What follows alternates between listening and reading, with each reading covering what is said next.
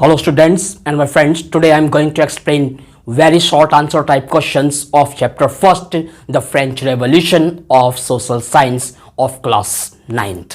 Class 9th का social science का यानी हिस्ट्री का ये फर्स्ट चैप्टर जिसका नाम है द फ्रेंच रेवोल्यूशन, उस चैप्टर के मैं शॉर्ट आंसर क्वेश्चंस जो very short answer type questions हैं उन क्वेश्चंस को एक्सप्लेन करने जा रहा हूं, तो प्लीज ध्यान दीजिएगा और ध्यान से समझिएगा। First question, who was the Maximilien Robespierre?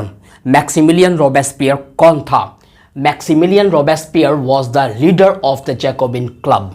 Maximilien Robespierre Jacobin club का लीडर था, जैकोबिन क्लब का लीडर था, जैकोबिन क्लब का एक नेता था।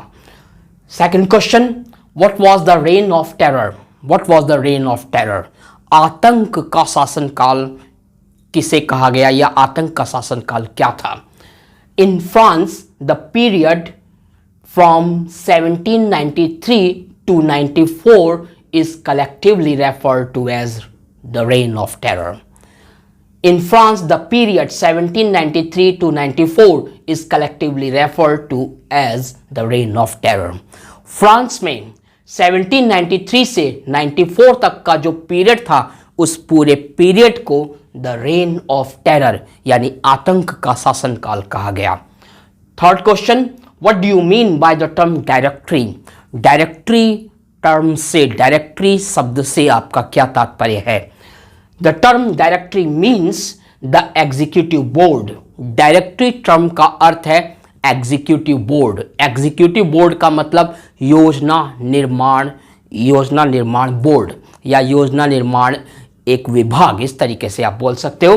The term directory means the executive board.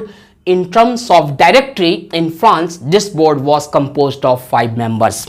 और इस ये डायरेक्टरी जो टर्म है, इस डायरेक्टरी के अंदर फ्रांस में 5 मेंबर्स थे, 5 मेन मेंबर्स थे इसके अंदर। Fourth question, who wrote the book the spirit of laws? Book का नाम है the spirit of laws. Spirit of laws, this is the name of the book. आपसे क्वेश्चन पूछा जा रहा है हु रोट द बुक, ये बुक किसने लिखी? तो आंसर है Montesquieu wrote the book the spirit of laws. Montesquieu ने ये बुक लिखी जिसका नाम था the spirit of laws. Question number 5, what was the greatest achievement of national assembly? National assembly का महानतम अचीवमेंट, महानतम उपलब्धि क्या थी? तो इसका आंसर है the national assembly was convened in 1789। National assembly 1789 में बुलाई गई। It has issued the declaration of rights. इसने डिक्लेरेशन ऑफ राइट्स यानी कि अधिकारों के घोषणा के मुद्दे को इसने उठाया। Next question, which club of women was popular? Women का, स्त्रियों का, नारियों का कौन सा क्लब पॉपुलर था? तो आंसर है the society of revolutionary and Republican women. The society of revolutionary and Republic women, ये आपका एक विमेन का क्लब था जो बहुत पॉपुलर था। Next question, who among the Indians was greatly influenced by the French revolution? French revolution से Indian में से कौन सबसे ज्यादा प्रभावित हुआ? तो आंसर है Raja Ram Mohan Roy, Indian social reformer. Raja Ram Mohan Roy, Indian social reformer, desire to change the Indian society. Raja Ram Mohan Roy जो कि इंडियन सोशल रिफॉर्मर थे, भारतीय सामाजिक सुधारक थे, उन्होंने भारतीय समाज को बदलने की इच्छा जागृत की, यानी उनके अंदर भारतीय समाज को बदलने की इच्छा पैदा हुई। He was greatly influenced by the French Revolution, और वो फ्रेंच रेवोल्यूशन से बहुत अधिक प्रभावित हुए।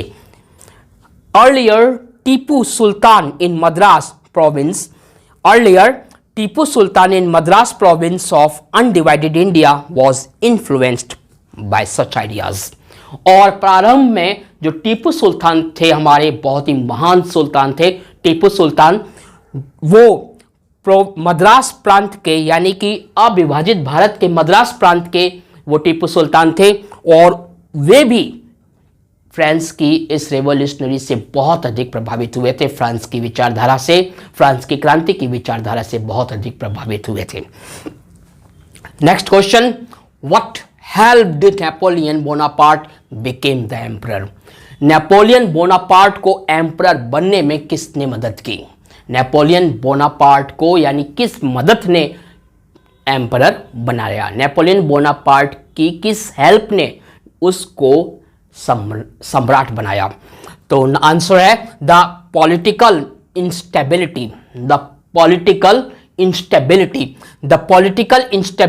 of the directory helped Napoleon Bonaparte became emperor।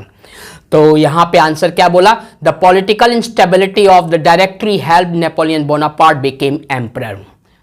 The political instability of the directory यानी डायरेक्टरी का जो पॉलिटिकल इंस्टेबिलिटी थी यानी राजनीतिक अस्थिरता थी, राजनीतिक अस्थिरता यानी कि ऐसी राजनीतिक अस्थिरता that can be changed very easily. तो डायरेक्टरी की पॉलिटिकल इंस्टेबिलिटी, डायरेक्टरी की राजनीतिक अस्थिरता ने नेपोलियन बोनापार्ट को एम्परर बनने में हेल्प की। आंसर है next, when was slavery finally abolished in French colonies? कब फ्रेंच कॉलोनीज से स्लेवरी यानी दास प्रथा पूरी तरह से समाप्त हो गई? तो आंसर है इन 1898। 1898 में फ्रेंच के अंदर या फ्रेंच सोसाइटी में ये जो स्लेवरी थी ये कंप्लीटली इस अबॉलिश्ड हो गई, पूरी तरीके से गायब हो गई, खत्म हो गई। लास्ट क्वेश्चन है यानी इस वीडियो का लास्ट क्वेश्चन है, When was Napoleon Bonaparte enthroned as the emperor? When was Napoleon Bonaparte enthroned as the emperor? Napoleon Bonaparte को कब सिंहासन दे दिया गया या कब उसे राजगद्दी पे भेज दिया गया, फेंक दिया गया या फिर सौंप दी गई? एक तरीके से इस तरीके से क्वेश्चन है। तो आंसर है इसका 1804।